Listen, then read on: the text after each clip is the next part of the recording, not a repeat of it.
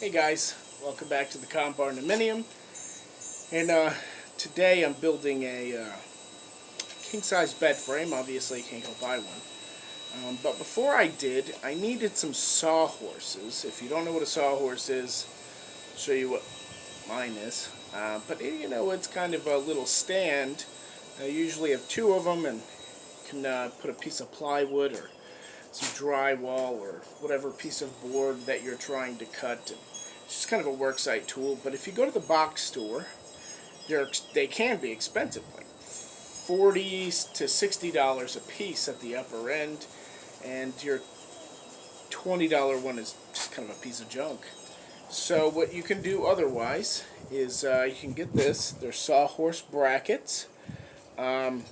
This is one of the two you'll get in one packet. You need to buy two packages. And it just holds some 2x4s and one going across the top. The really cool thing is because it opens, your leg length is not necessarily your height. And they give you a conversion chart. I wanted a 36-inch high sawhorse, so I have to cut my legs to 33.5 inches. So it's really, really useful. It's $8, $9 per set of brackets, and I just use scraps.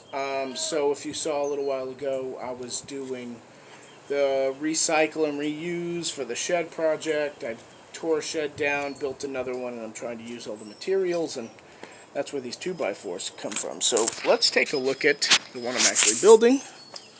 There you go. That is a sawhorse. I'm going to build two of them. They can be collapsible. This one will not. They can be very complex and stuff like that, but they don't need to be. That's all that you need.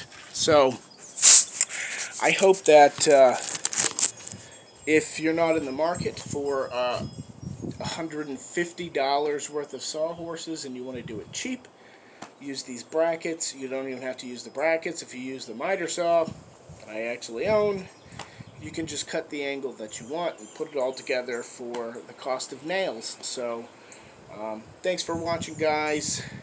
Like and subscribe, and we'll see you next time.